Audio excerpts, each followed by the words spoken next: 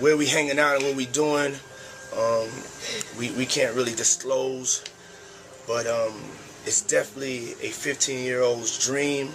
He signed to Usher. I'm signed to Usher. I had legal guardianship of Usher when... All right, buckle up because we're diving deep into this Diddy-Bieber situation. So picture this whole legal drama swirling around Sean Diddy Combs. The government throws him a lifeline, a plea deal. Basically, an oops, my bad that could have made things a little less intense for him. But Diddy? He stood firm. Nope, he declared, probably with a whole lot more conviction. I didn't do anything wrong. Those were all consenting adults doing their own thing, end of story. This refusal to back down is huge. This is going to be such a massive trial, like maybe the biggest Hollywood trial. God knows which way it's going to go.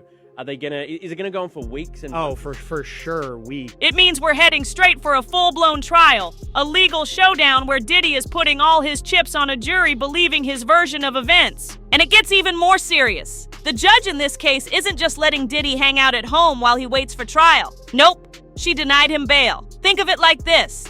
She's saying, I'm not convinced you're going to show up again, and these alleged crimes, they happened in secret, behind closed doors. That makes me really uneasy. It's like she's picturing a world where things could get swept under the rug.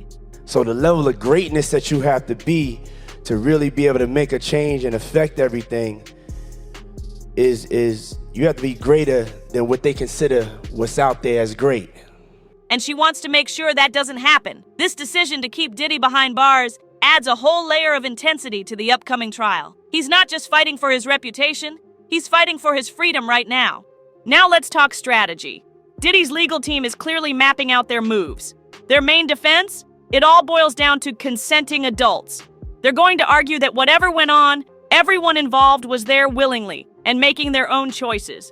And get this, Diddy's even planning on ditching the standard jail uniform for regular clothes in court. P. Diddy has been a huge individual in the music industry for decades now, and with a lot of new information coming to light about his past as well as what he's been doing behind the scenes, a lot of people are comparing him to the Harvey Weinstein or the Epstein of the music industry. It's a deliberate move, a way to present himself as just another person, hoping to connect with the jury on a more human level rather than as this larger-than-life music mogul.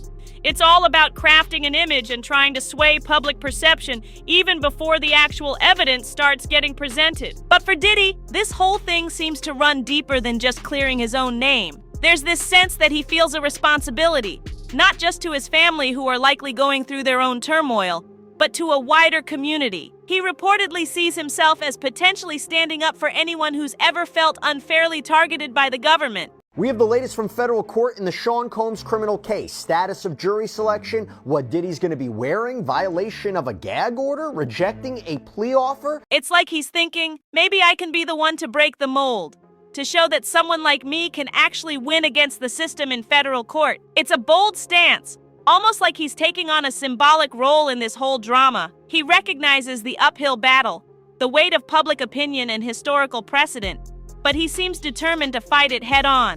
Then comes the curveball, the unexpected twist in the narrative, Justin Bieber. Yes, that Justin Bieber. He's agreed to be a witness for the prosecution. Now this is significant because Bieber isn't someone who came up directly under Diddy's wing in the music industry. Long relationship, real relationship that created heartbreak and created happiness and a lot of different emotions that I wanted to write about. So And that's on this album. Yeah, there's a lot of that on this album. But not a direct response. Not a direct response, no. He's a pop icon in his own right, from a completely different corner of the music world. His involvement suggests that the allegations surrounding Diddy's conduct might reach far beyond the hip-hop inner circle, potentially touching a much broader network of performers and industry players. Bieber's testimony isn't based on him claiming to be a victim. Instead, it seems to revolve around his experiences at private gatherings allegedly organized by Diddy or people connected to him, back when Bieber was just coming into his own as an adult. So after I finish my album and my album comes out, then I'm gonna rehearse for my tour, and then I'm gonna go on tour. So probably right this summer. Think exclusive listening parties, networking events, The kinds of things that happen behind the velvet ropes of the entertainment industry. What's crucial here is that prosecutors believe Bieber's account will corroborate what other witnesses have already said about these events. Things like restricted access, tight security, and those infamous non-disclosure agreements that seem to be a recurring theme. For the jury, hearing this from someone like Bieber, who has a squeaky clean image in recent years and no apparent axe to grind with Diddy, could carry a lot of weight. I went to the Anne Frank Museum, and they'd said that she was into pop culture, and at the end of an over a 2-hour visit, I said I hope she would have been a believer. It's independent confirmation, not just disgruntled former associates. Unsurprisingly, Diddy's legal team is already on high alert about Bieber's involvement. They've reportedly filed requests to see every single communication between the prosecutors and Bieber's lawyers. They want to know if any deals were made, any promises exchanged to get Bieber to testify. It's all about scrutinizing the prosecution's tactics and looking for any angle to undermine Bieber's credibility or the validity of his testimony. The last hearing before Sean Combs' trial starts, when he walked into federal court today, he appeared to be looking for his family. They've pretty much been at all of the hearings that I've been to, but there was no presence of his sons or his mother or his sister who had previously been at those hearings. On the other side, the prosecution is insisting that Bieber came to them voluntarily after his name popped up on witness lists compiled from records seized during raids. They're claiming no special favors were offered, just the usual coordination you'd expect with any witness. To ensure everything is above board, the judge has even ordered a private review of these communications.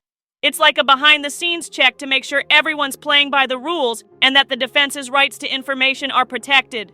Strategically, the prosecution's plan to present Bieber's testimony midway through the trial is a calculated move. They want to lay the groundwork first, presenting more technical evidence and establishing the alleged patterns of behavior through other witnesses. Then, they bring in a recognizable face like Bieber to humanize those details, to paint a picture that the jury can easily grasp. It's like saying, okay, you've heard about the policies and the procedures, now hear from someone you know who experienced them firsthand. Only after that will they likely bring in witnesses who are alleging direct harm, allowing the jury to build a narrative step by step. The anticipation surrounding Bieber's testimony is already creating ripples throughout the entertainment industry and beyond. Sponsorship deals linked to Bieber are being carefully managed, with teams likely preparing statements and strategies to navigate any negative publicity. Even Bieber's massive fan base is engaged in a polarized debate, with some praising his willingness to cooperate and others worrying about him getting dragged into a messy legal battle. Streaming platforms are probably bracing for a surge in interest in both artists' music, and the comment sections are likely to become battlegrounds of public opinion. For Diddy's business partners, it's a moment of reassessment, knowing that every headline mentioning Bieber testifies will bring the case back into the spotlight. Ultimately, this legal showdown is shaping up to be a major spectacle. Court administrators are already anticipating huge crowds and are putting measures in place to manage the influx of media and public eager to witness the proceedings. Legal commentators are securing primetime slots to dissect every detail, treating it with the same intensity as a major sporting event. For the prosecution, Bieber's involvement is a significant boost, potentially tying together disparate pieces of evidence and making the alleged patterns of behavior more tangible for the jury. For the defense, cross-examining a figure like Bieber presents both a challenge and an opportunity. The risk of alienating the jury versus the chance to portray his experiences as commonplace in the high-stakes world of celebrity. As the trial draws nearer, both sides are meticulously preparing their strategies, knowing that the testimony of a pop superstar could very well tip the scales of justice in this high-stakes legal drama.